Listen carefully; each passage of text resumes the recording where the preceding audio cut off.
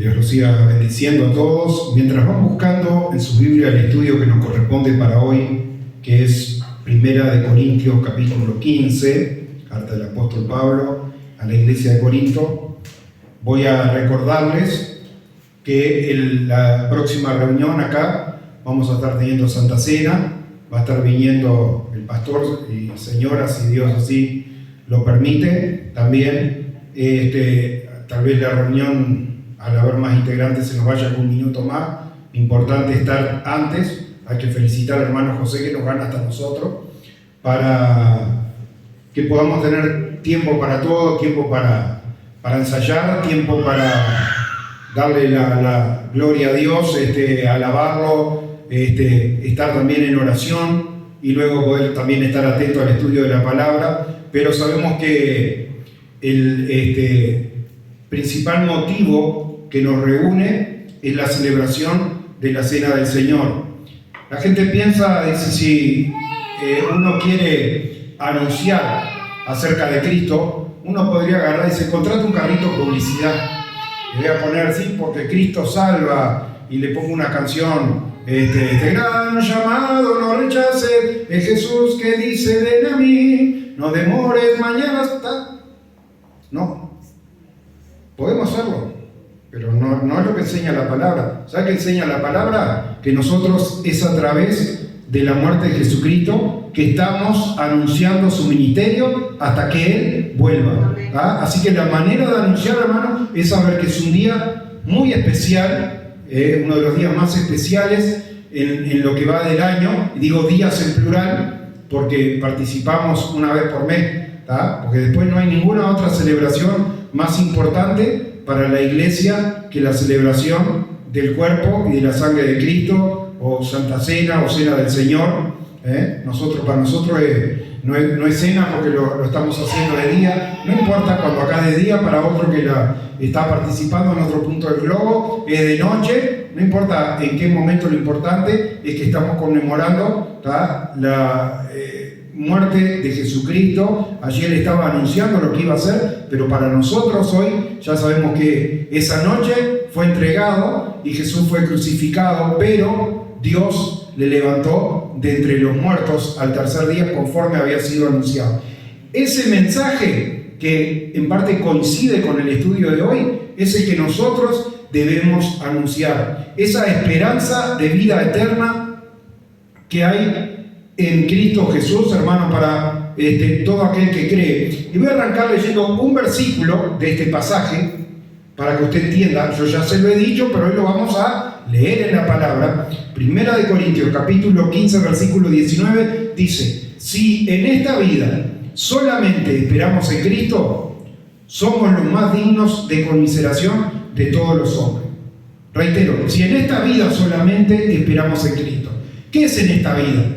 En estos años que nos quedan por vivir. ¿Ah? Si usted está ahí sentado y decir, tengo un problema de cualquier índole, una enfermedad, no tiene trabajo, una cuenta que se le vence, cualquier problema por grande que a usted le parezca, si usted solamente está esperando que Dios haga un milagro y Dios esté proveyendo o Dios esté sanando, si solamente esa es su esperanza, no yo. El apóstol Pablo le dice, es digno de conmiseración. ¿Qué conmiseración? De tenerle lástima. Le tengo que tener lástima porque no ha entendido el Evangelio. ¿Cuál es el Evangelio? ¿Cuál es la buena noticia? Creer que como Dios levantó a Jesucristo de entre los muertos, de igual manera Él vivificará. ¿Qué quiere decir vivificará? Nos dará vida nuevamente. Resucitaremos, hermano, al sonar de la postrer trompeta, como yo canté la canción, es ahí porque esa canción está basada en la palabra. Dice, cuando suene la trompeta en aquel día final, allí va a haber una resurrección. Cuando abundamos en el estudio de la palabra hoy, por un lado, ya desde antes de saber incluso que venía acá la evangelista hoy, que íbamos a ocupar un poco más de espacio, ya había determinado que no podemos estudiar todo el capítulo entero, porque lo haríamos muy a lo loco si lo hacemos de apuro. Yo quiero que usted entienda porque estos son fundamentos básicos.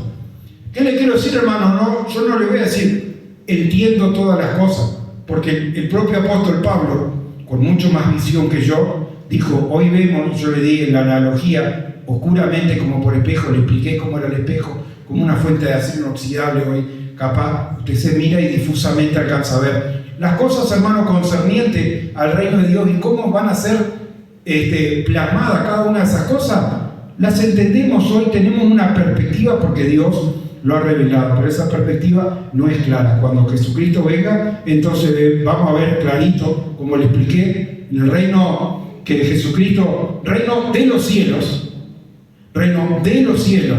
¿Por qué le digo no reino en los cielos? Estoy diciendo reino de los cielos, porque Jesucristo estudia el libro Apocalipsis. Por eso le digo, no nos vamos a extender hoy, porque va a haber una primera resurrección y Cristo va a haber descendido y va a ser rey, va a constituir a aquellos que se han transformado en su venida o que hayan resucitado, van a ser constituidos reyes y sacerdotes y reinarán con Cristo por un tiempo limitado, por 1000 años. Y después va a ser destruida la tierra y el cielo, y va a haber un cielo nuevo y una tierra nueva. Así que, hermanos, como si usted hoy, vamos a hablar para la gente de Colonia, no sé cuántas embajadas hay, pero una que yo vi allá cerca del Banco República es la embajada argentina. Acá Colonia tiene una embajada argentina. En la embajada de Argentina en Uruguay, cuando usted entra ahí adentro, está en terreno argentino, aunque esté acá en Colonia del Sacramento.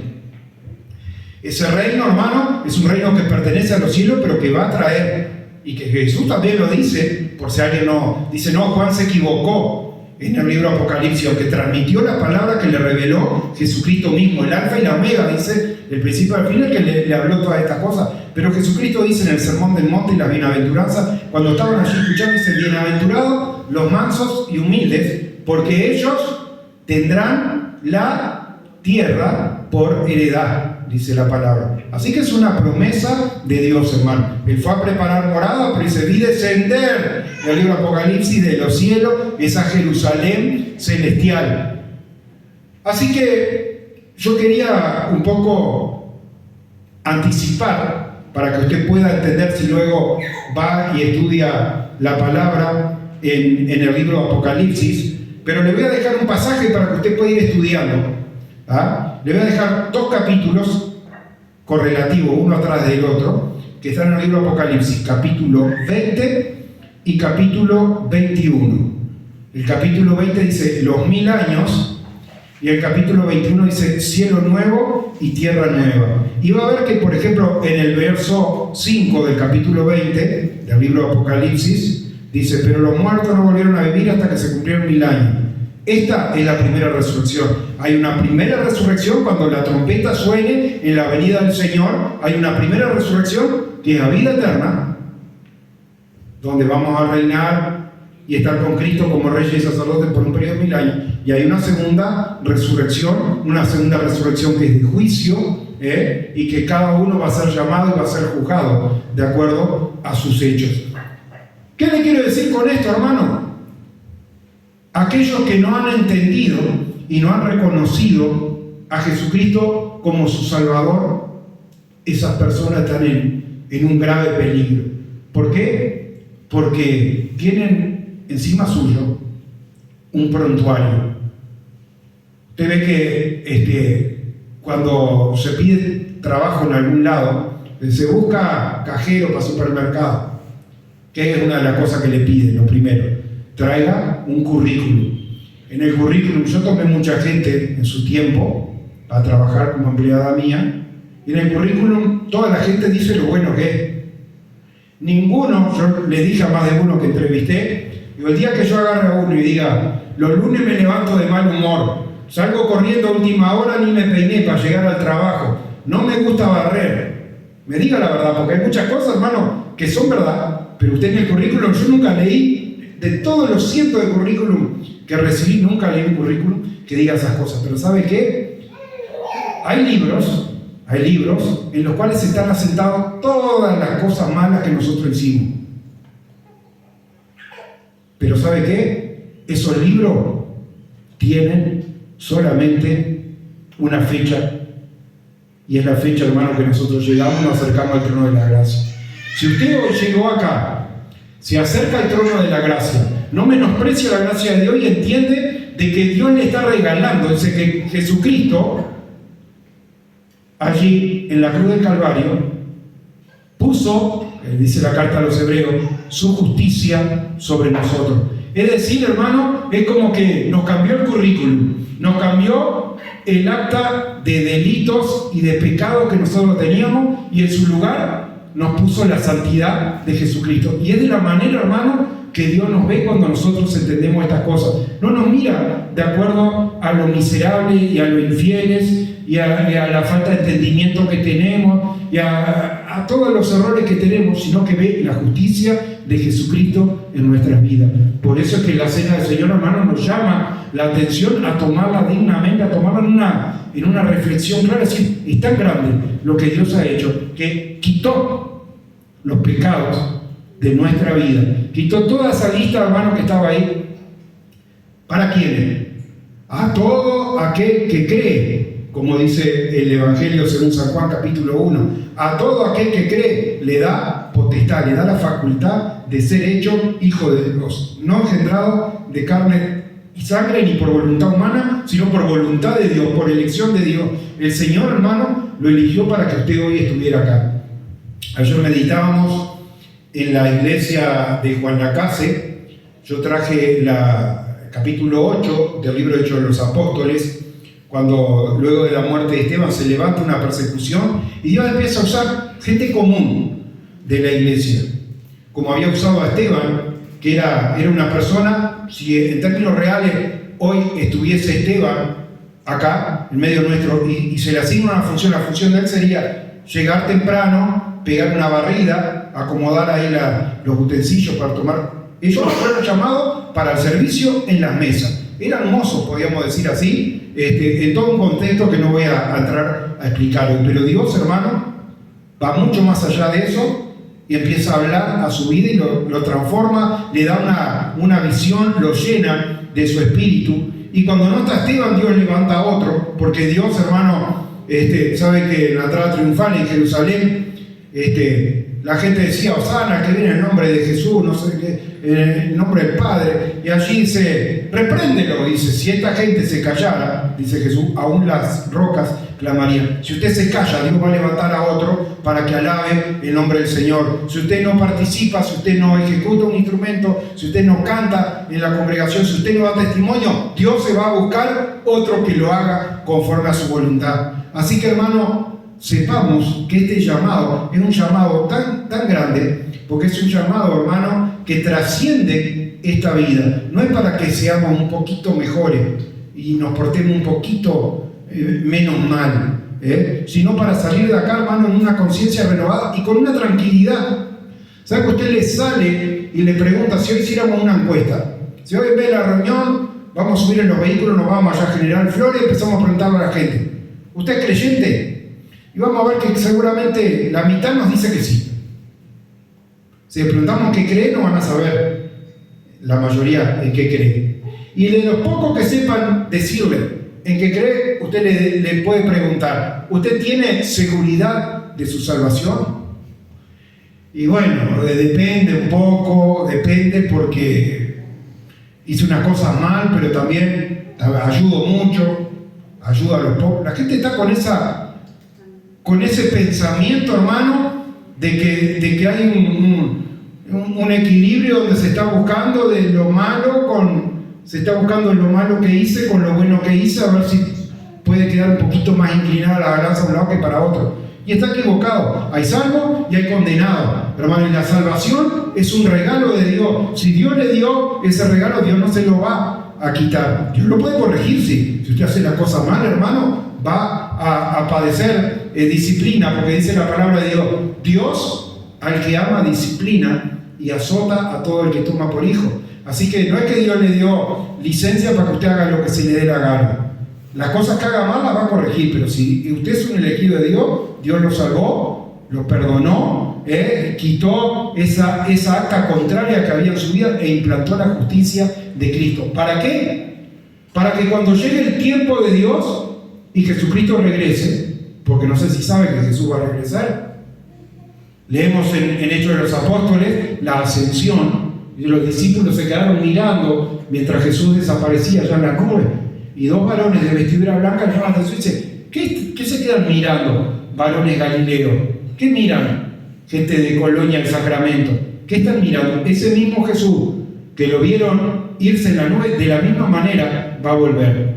Un día, hermano, Jesucristo va a volver y todo ojo le verá. Y los muertos en Cristo van a resucitar primero. De eso trata este pasaje. Y los que estén vivos, los que hayan quedado en ese momento, si el Señor viniera ahora, hay gente que murió en Cristo, capaz que está en la sala fúnebre, en el hospital o enterrado en el cementerio. No importa.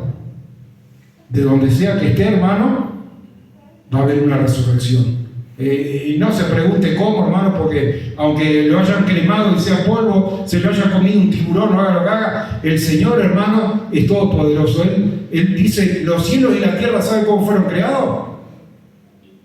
No agarró una retro gigante Dios allí y empezó a dar forma a la tierra. Fueron creados por la palabra de Dios. Dijo Dios, sea la luz, y fue la luz. El Señor, hermano, basta la palabra. Basta la palabra de Dios, hermano. Los cielos y la tierra, dice el apóstol Pedro en una de sus cartas, fueron creados por la palabra de Dios. Así que le escribe a esta iglesia, una iglesia que, decía acá la evangelista, dice, allá alrededor de mi casa hay gente que practica el ocultismo o el espiritismo. Sí, bárbaro, ¿sabe qué? Allá, lo que para Montevideo tal vez hay uno en cada esquina. En Corinto, donde estaba el apóstol Pablo, toda la gente era creyente en cualquier cosa. Creían en Diana de los Efesios, creían en Mercurio, creían en Apolo, creían en cualquier otra cosa. No dice el apóstol Pablo cuando fue a otra ciudad griega, Atenas, dice, quedó maravillado de ver la ciudad entregada a la idolatría. La ciudad, no unos pocos, toda la ciudad tenía ese común denominador. Yo le pregunto, ¿dónde están hoy, 2000 años después, los adoradores de Diana de los Efesios? ¿Dónde están los adoradores de Mercurio, de Júpiter? ¿Dónde están? ¿Dónde están los adoradores de Dios? El hermano se ha provisto de un pueblo que recibe, escucha su voz y le cree la voz y cree en estas promesas que son fieles y verdaderas. Y esas personas, hermano, es la que Él va a venir a buscar cuando venga en su segunda venida. Además, os declaro, hermano, versículo 1 acá, 1 Corintios 15:1, el evangelio que os he predicado, el cual recibisteis, en el cual también perseveráis. Por lo cual, asimismo, si retenéis la palabra que os he predicado, sois salvos, si no, creísteis en vano. Porque primeramente os he enseñado lo mismo que recibí. Y acá cabe una reflexión. Pues no quiero ir demasiado rápido. Si nos lleva a 2 reuniones o nos lleva a 10, no importa. Vamos a hacerlo a un paso que podamos entender lo que la palabra de Dios nos está diciendo. Ayer le decía a los hermanos en Juan Lacase, digo, imagínense que el apóstol Pablo cayera de visita a la iglesia hoy, como cayó en tantas oportunidades, no se lo esperaban, y cayó allí en una sinagoga o en otra, todo lo largo del territorio que abarcó en los 3 viajes misioneros que hizo. Y llegara a ese lugar. ¿De qué piensa usted que el apóstol Pablo le hablaba? Le iba a hablar. Sin menospreciar la historia, le iba a hablar, como ya le dije, de David juntando la piedrita en el arroyo para pelear con el gigante. Le iba a hablar de Moisés abriendo el mar rojo, de Caín matando a Abel. ¿De qué piensa usted que le iba a hablar? Y él dice acá, el primer mensaje, hoy, si nos viene a visitar hoy, hermano, el primer mensaje dice, porque primeramente os he enseñado. ¿Cuál era? ¿Qué era lo primero que enseñaba? ¿Qué era lo primero? ¿Sabe cuando uno enseña algo? Yo por años di, por ejemplo, clases de inglés. Y uno ya tiene una metodología. Y al que arranca, uno le arranca y dice, vamos a aprender con lo más básico. Aprendemos los colores, aprendemos los números y después aprendemos el verbo to be, que con eso va a poder empezar a formar frases una vez que usted enriquezca su vocabulario. Hay una metodología, uno no puede estar empezar a enseñarle inglés enseñándole el genitivo anglosajón. No, No va a enseñarle de esa manera, va a arrancar por lo más importante, que es necesario que la persona escuche. Cuando el apóstol Pablo dice, cuando fui a ustedes, lo primero que les enseñé fue lo mismo que recibí, que Cristo murió por nuestros pecados conforme a las Escrituras. Cuando el apóstol Pablo habla de las Escrituras, ¿de qué está hablando? No le habla de Mateo, de Marco, de Lucas, de Juan, de Hechos, de Romano. No. Cuando habla de acuerdo a las Escrituras, le está diciendo, en el Antiguo Testamento, Dios anunciaba lo que Dios iba a hacer. Nosotros hoy, hermano, que ya murió el testador, como lo explicamos, y se confirma esa herencia, predicamos mayoritariamente sobre el Nuevo Testamento. Pero el Antiguo Testamento está en palabra de Dios como el Nuevo Testamento. En otra visión estaban muchas cosas, no entendían. Pero hay un común denominador entre lo que el apóstol Pablo le enseñaba a cada iglesia, le enseñó a la iglesia de Corinto, y lo que el mismo Espíritu de Dios confirma que ocurrió en este caso que yo le mencioné, en Hechos capítulo 8, la predicación de Felipe, luego que predica en Samaria, un ángel de Dios se le aparece. Eso no voy a entrar en detalle de las apariciones y todo lo demás, lo hablo en el mensaje que se dio ayer, que ya está subido, no lo hemos pasado a los grupos todavía, pero ya está subido en YouTube, por lo menos lo subió acá la hermana Camila, así que ya está eso, pueden mirar ese mensaje y ver. Pero en aquel llamado que un ángel de Dios le hace a Felipe, se ve y desciende por el camino tal y cual, y allá va. Y Dios tenía preparado una persona. Viene de una ciudad donde muchos se convierten, pero Dios tenía uno. Allá donde haya uno, hermano, que oveja de Dios, allí la palabra de Dios va a llegar.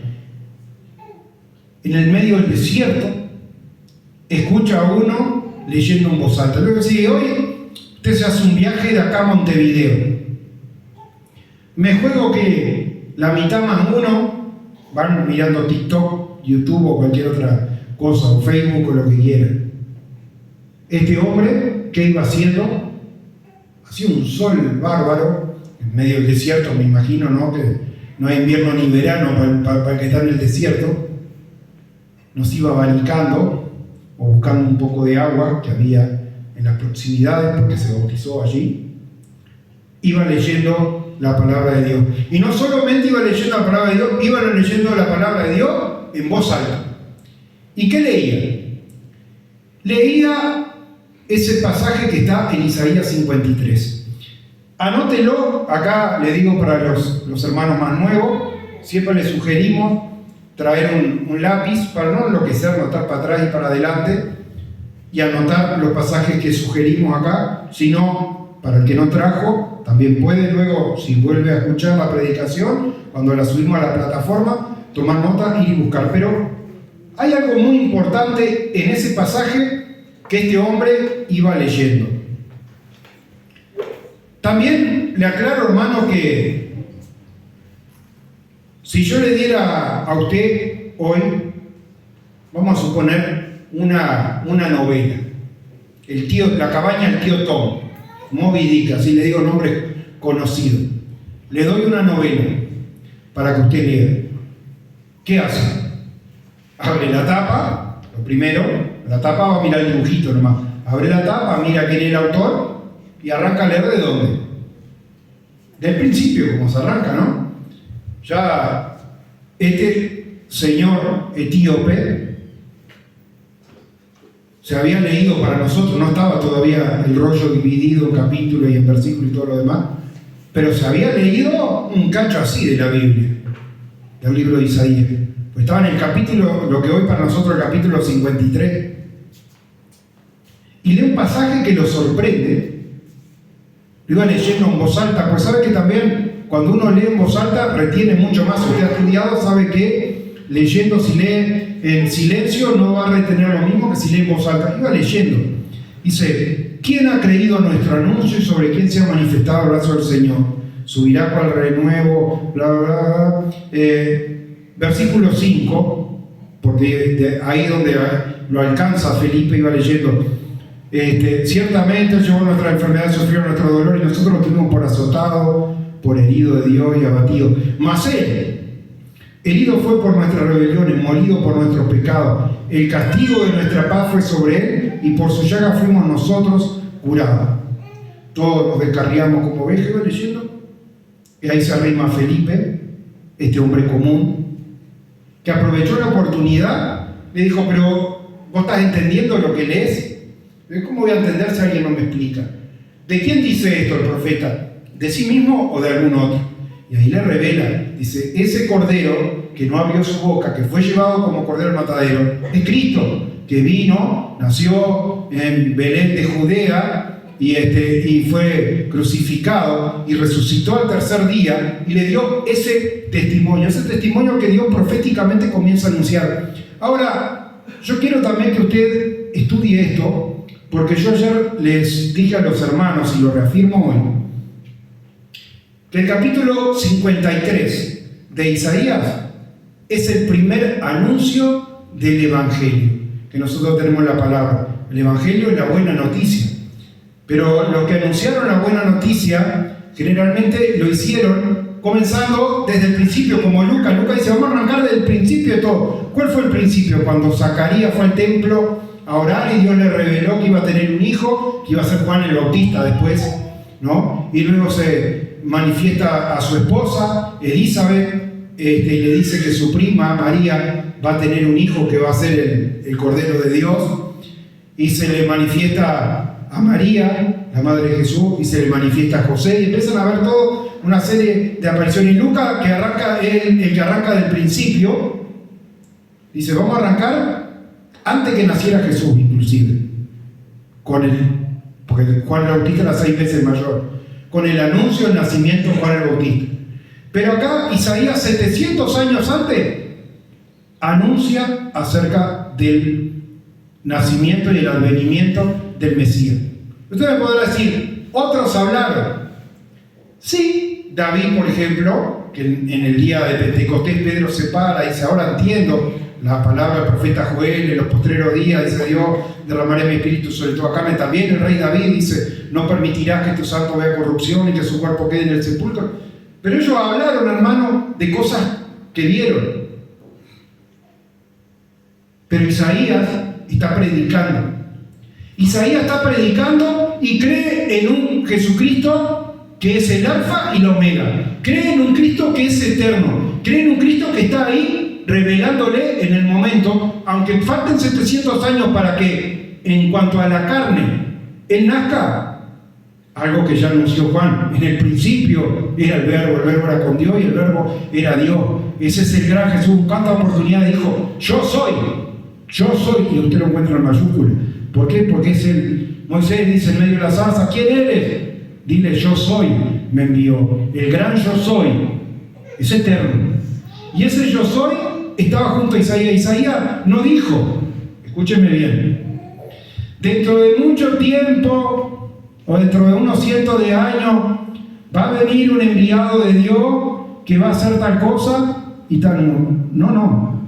Él está predicando a la gente de su tiempo, le está anunciando anticipadamente, como yo hoy le estoy anunciando acerca de la venida de Cristo, la segunda venida de Cristo, le estoy anunciando acerca de los 1000 años, le estoy anunciando acerca de la primera resurrección antes de que ocurra, porque me lo dice la palabra, no porque yo tenga una visión, le estoy diciendo, yo le estoy avisando esas cosas antes.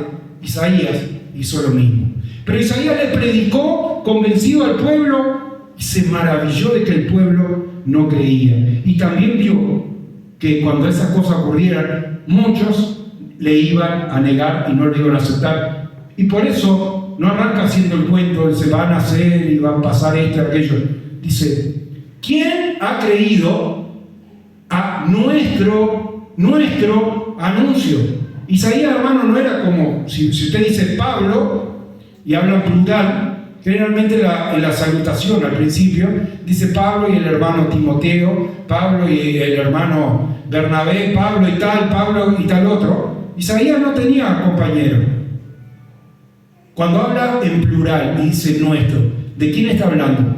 Está hablando de ese verbo de Dios, está hablando del yo soy, está hablando de ese alfa y la omega, como usted lo puede ver luego en el libro Apocalipsis. Toda esta revelación dice: yo soy el primero y el último, el que estuve muerto y ahora vive, hermano. Le da todos los detalles para que a usted no le quepa ninguna duda de quién es el que está allí hablando. Y acá en plural está este anuncio, dice: ¿quién ha creído a nuestro anuncio? Un anuncio en conjunto, un anuncio, hermano, que Dios le da para compartir a la gente de su época, a los que vivieron 700 años antes y a los que vivieron durante eso. ¿Y sabe qué, hermano? Ese era el puntapié inicial para creer en la obra de Dios. El puntapié inicial, como le decía, no es arrancar y decir: bueno, hoy vamos a hacer la historia del buen samaritano. Que está en la Biblia, está bien. Pero, hermano, no es el mensaje de salvación. El mensaje de salvación es que usted entienda que Dios nos eligió, nos predestinó desde antes de la fundación del mundo, como dice la palabra, y a su tiempo envió a su Hijo, un Hijo que ya existía, por eso la palabra dice preexistencia de Cristo, existía desde antes de que el mundo fuese, por medio del cual todo lo que existe fue creado, y el cual Dios ya había señalado como propiciación por nuestro pecado, como Cordero de Dios que quitaría el pecado del mundo. Y ese yo soy estaba allí junto a Isaías, revelándole lo que iba a acontecer. Isaías está maravillado, dice: ¿qué cosa? Nadie lo cree. Le estamos avisando y ninguno nos cree. Dice: Señor. Le hablaba como quien tiene a alguien al lado suyo. ¿Quién ha creído a nuestro anuncio y sobre quién se ha manifestado el brazo de Jehová? Y ahí empieza a dar toda la descripción. Pero el apóstol Pablo nos está diciendo en 1 Corintios 15 qué es lo primero que le enseñaba cuando iba a la iglesia. Y por eso dice, versículo 3: porque primeramente os he enseñado lo que asimismo recibí, que Cristo murió por nuestro pecado conforme a las Escrituras. ¿Cuál Escritura? Conforme a lo que anunciaba ya el libro de Isaías en el capítulo 53. Eso es lo que le enseñó, lo mismo que él recibió de parte de Dios, lo mismo que utilizó allí aquel etíope que iba leyendo la Escritura para que Dios se revelara a su vida a través de un instrumento que fue Felipe, y hoy, hermano, nos habla a nosotros. Y que fue sepultado y resucitó al tercer día conforme a las Escrituras. Todas estas cosas, hermano, habían sido anunciadas antemano. Cuando Jesús es muerto y es puesto en el sepulcro, dice José de Arimatea y Nicodemo, los dos, estudié los 4 evangelios, a ver que yo no le estoy errando, fueron y pidieron el cuerpo de Jesús para ponerlo en la tumba, digamos así, en un sepulcro cavado en una piedra allí. Y pasado el día de reposo, que también lo tendríamos que explicar para que se entienda bien, pero 3 días y 3 noches después, no del viernes al domingo de mañana, 3 días y 3 noches después, 72 horas después, pues Jesús mismo dice: no tiene el día 12 horas y la noche 12 horas, así se contabilizaba en el sistema horario que usaban los romanos, 24 horas del día. ¿Cuándo serían 24 horas a partir de ahora? Si ahora son las 11:30, el domingo próximo a las 11:30 ahí. No, perdón, mañana lunes a las 11:30 pasan 24 horas.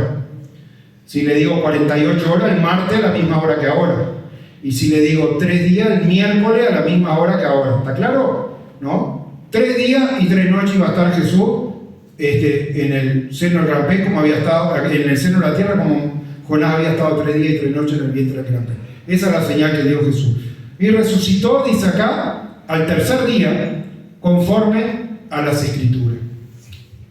3 días y 3 noches después, las mujeres, cuando sale el sol, van el primer día de la semana.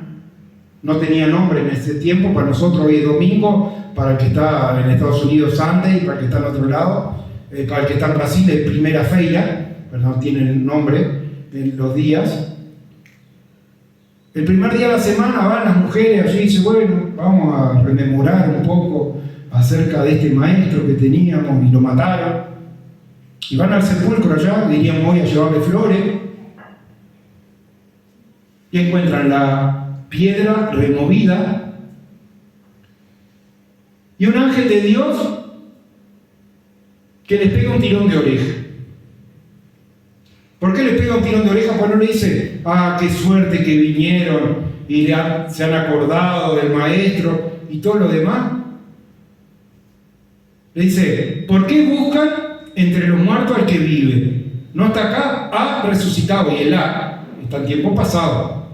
No es estar resucitando. Ha resucitado. ¿Cuándo resucitó? 3 días y 3 noches, 72 horas después de que murió, Jesucristo resucitó. Cuando las mujeres fueron al otro día, como cité, yo vengo mañana a pintar la reja de acá de la entrada y lo encuentro acá. Digo, encuentro a José sentado donde lo veo siempre. José, ¿qué haces acá? Si hoy no es día de reunión. Y el ángel le dice lo mismo a esto. Dice, ¿pero qué hacen acá? Si conforme a las escrituras Jesús iba a resucitar 3 días y 3 noches después, no está acá. No lo busquen acá, pues ya no está, ya se fue, ha resucitado, dice la palabra. Algún día lo vamos a estudiar esto en detalle, pero esta enseñanza nos está hablando de Jesucristo como primicia, como el primer fruto en ser resucitado a vida eterna. Para que nosotros, hermanos, podamos tener una fe cierta, hermano, no es algo que nunca ocurrió. Jesucristo resucitó a vida eterna y está sentado hoy a la diestra del Padre, etcétera, etcétera. Para que usted entienda y crea que hay una resurrección, que no fue un caso aislado, sino que viene a introducirle esto. Yo no me voy a extender más de acá, porque si no hablamos demasiado y no vamos a retener todo el contenido. Si nos lleva 2 reuniones, nos lleva 10, no importa, no hay apuro. El que quiera saber más puede agarrar la Biblia y lo va leyendo en su casa, lo estudie los pasajes de referencia y dice, conforme a las escrituras, a ver dónde está eso. Resucitó el tercer día, a ver, Salmo 16, versos 8 al 10, Oseas, capítulo 6, versículo 2. ¿Ve que ahí abajo de la letra de cada versículo usted tiene un pasaje de referencia? Búsquelo en la palabra y puede ir a ver de qué está hablando. ¿Qué parte de la escritura decía eso?